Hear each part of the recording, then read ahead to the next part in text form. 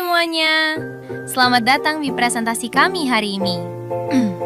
Di kesempatan kali ini, kami dari kelompok 5 kelas 11D akan membahas topik matematika yang sangat menarik, yaitu vektor dalam koordinat Kartesius. Yuk langsung saja kita mulai pembahasannya. Sebelum masuk lebih dalam ke vektor, kita perlu menyegarkan ingatan dulu tentang bidang Kartesius. Bidang ini adalah sistem koordinat yang terdiri dari dua sumbu utama. Ada sumbu X yang arahnya horizontal dan sumbu Y yang arahnya vertikal. Titik potong di antara keduanya kita sebut sebagai titik asal atau titik 00.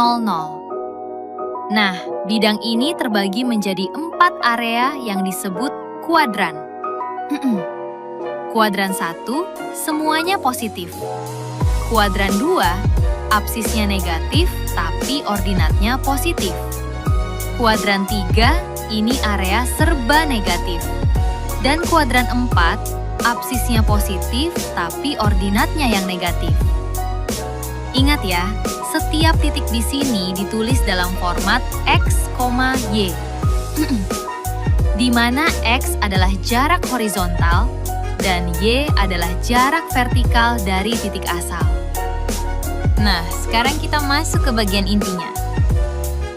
Dalam bidang Kartesius, sebuah vektor bisa kita tuliskan sebagai pasangan terurut, yaitu vektor VE sama dengan kurung siku X, Y.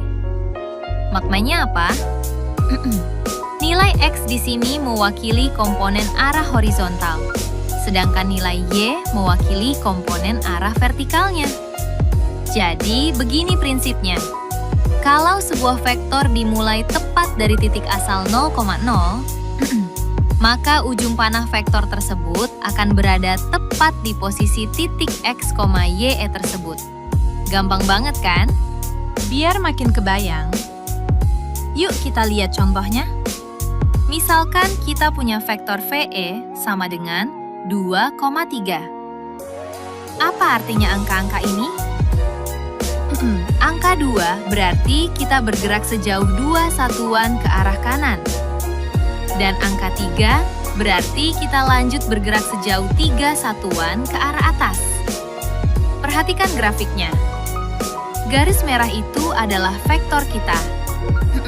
Panah yang ditarik dari titik asal atau 0 menuju ke titik koordinat 2,3, itulah yang kita sebut sebagai vektor 2,3. Jadi, vektor itu bukan cuma titik, tapi menunjukkan arah dan perpindahan. Gimana kalau vektornya nggak mulai dari titik 0? Nah, disinilah kita menggunakan rumus vektor dari 2 titik. Jika kita punya 2 titik, katakanlah titik A dan titik B, maka untuk mencari vektor dari A ke B, rumusnya adalah X2 dikurangi X1 dan Y2 dikurangi Y1. Intinya, posisi akhir dikurangi posisi awal. Coba perhatikan contohnya. Titik A ada di 1,2 dan titik B ada di 4,4. Maka, vektor AB adalah 4 dikurang 1 dan 4 dikurang 2. Hasil akhirnya kita dapat vektor 3,2. Artinya apa? Dari posisi A ke B, kita bergerak 3 satuan ke kanan dan 2 satuan ke atas. Persis seperti yang kalian lihat di grafik itu. Nah, sekarang kabar baiknya. Karena vektor sudah kita ubah ke dalam bentuk angka atau komponen, maka perhitungannya jadi jauh lebih mudah. Gimana caranya menjumlahkan 2 vektor? Prinsipnya sederhana. Kita tinggal menjumlahkan masing-masing komponen yang bersesuaian.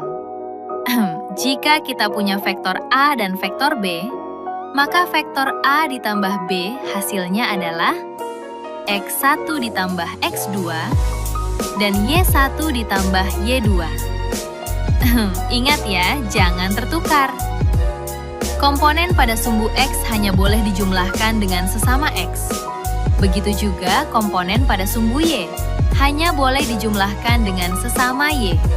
Sesederhana itu. Nah, biar makin nempel di kepala, yuk kita coba eksekusi contoh soalnya. Kita mulai dari nomor 1 dulu ya. Di sini diketahui ada dua vektor, yaitu A2,3 dan B4,-1. Terus yang ditanya apa? Simple, cuma hasil penjumlahan A ditambah B. Oke, sekarang kita jawab. Caranya, kita gabungin aja angka yang posisinya sama. Jadi 2 ditambah 4, terus 3 ditambah -1. Hasilnya, kita dapat vektor 6,2. Beres kan? Gampang banget. Lanjut, soal nomor 2. Di sini diketahui vektor P itu -3,5 dan vektor Q 2,-4. Masih sama, yang ditanya adalah tentukan hasil PE ditambah KI.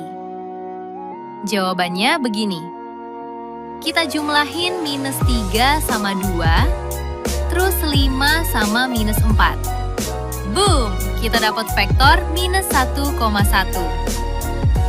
Ingat ya, teliti sama tanda minusnya biar nggak salah hitung.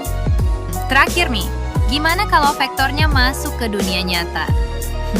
Kayak kasus kapal ini. Pertama, kita list dulu apa yang diketahui. Kapal ini awalnya gerak 6 kilo ke timur dan 4 kilo ke utara. Atau kalau kita jadiin vektor, itu 6,0 dan 0,4. Terus, dia gerak lagi 2 kilo ke barat dan 1 kilo ke selatan. Yang artinya vektor -2,0 dan 0,-1. Nah, yang ditanya adalah, berapa sih vektor perpindahan total si kapal ini? Yuk kita jawab bareng-bareng. Kita kerjain bertahap ya. Langkah pertama, jumlahin semua sumbu X. 6 ditambah -2, hasilnya 4. Langkah kedua, jumlahin semua sumbu Y.